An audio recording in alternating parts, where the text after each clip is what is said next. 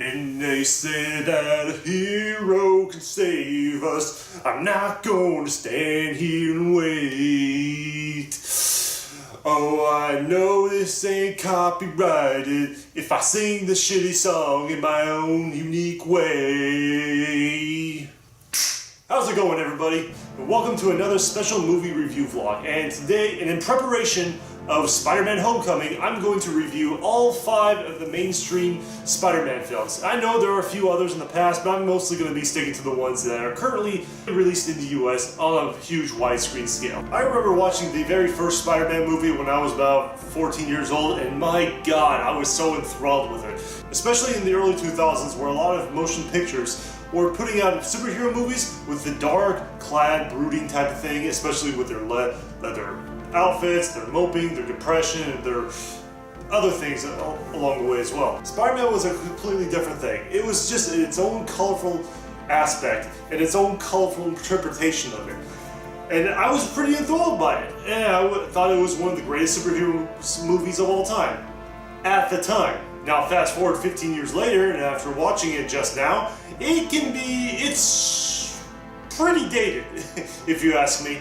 Just a quick disclaimer, I just want to let you all know I'm going to be going into both description and spoiler territories at the same time, because this is a 15-year-old movie, and if you haven't seen this movie already, what the fuck's wrong with you? So with that said, let's get into it. This movie has a lot of good stuff going for it. It had great music, it had great plot and storyline. The villain was also pretty good as well. Willem Dafoe as the Green Goblin did pretty much shine for the most part. And other times he pretty much was a little over the top for it as well. The supporting characters were great as well, from Rosemary Harris to Mr. Uncle Ben, I forgot the guy's name, and even James Franco. James Franco as Harry Osborn was a little shoddy at times with his acting, but this is a young James Franco, not the highly experienced Pineapple Express James Franco that we all know and love today. The visualization was pretty good, especially with the special effects but when you look at it today on a Blu-ray format and also on an LCD TV, you kind of see the special effects are a little choppy, if not dated at times. But then again, this was 2002. Any small amount of CGI and special effects was a huge thing. But watching it now on a brand new television, you kind of see its blemishes. Like, a lot, if you have a really good hindsight for this sort of thing. From Spider-Man swinging to goblins hopping around from rooftop to rooftop.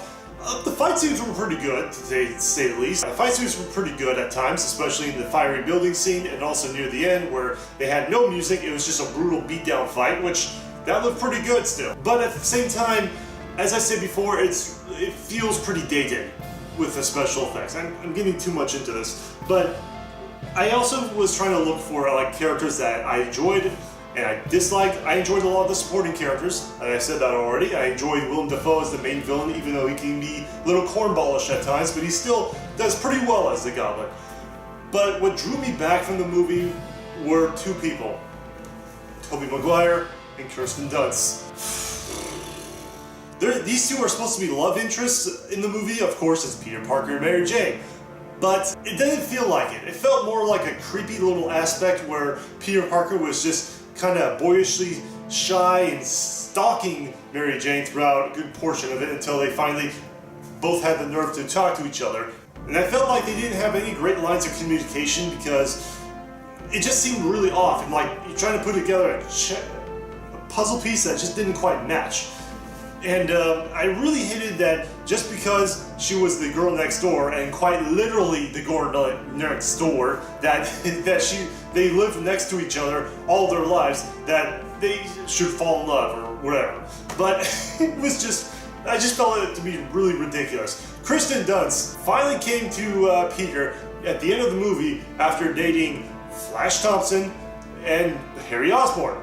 And she decides, and she was also kind of flirtatiously flirting with Spider-Man as well, after saving her a couple of times. But at the same time, it was not until the very end she decides, I'm just gonna go with Peter because. And I'm like, but there was no reason as to why. They just had some communications, he threw out a joke or 2, but even throughout the movie, throughout his jokes, his little jokes or whatever, she kind of just blew him off couple of times just to go on a date with either Flash or Harry.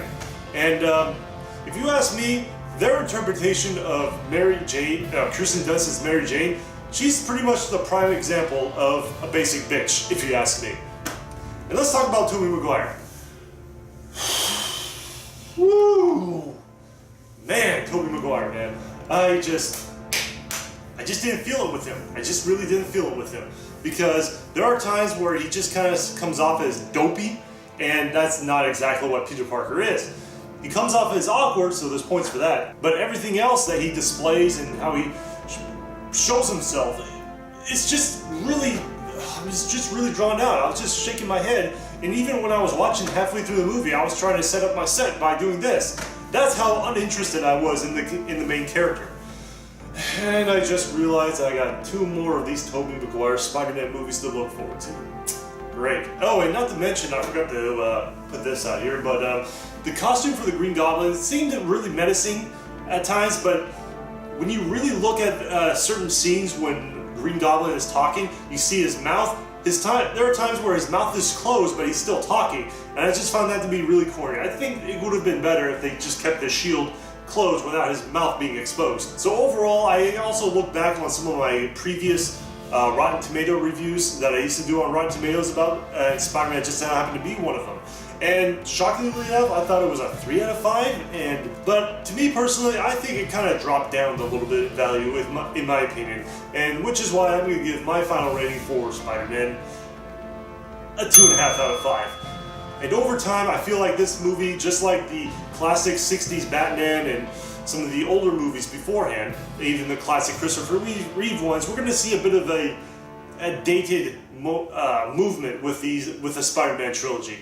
And it's going to quite honestly show. Well, that's about it for my review. I hope you guys enjoy. Stay tuned next time while I get into Spider-Man 2.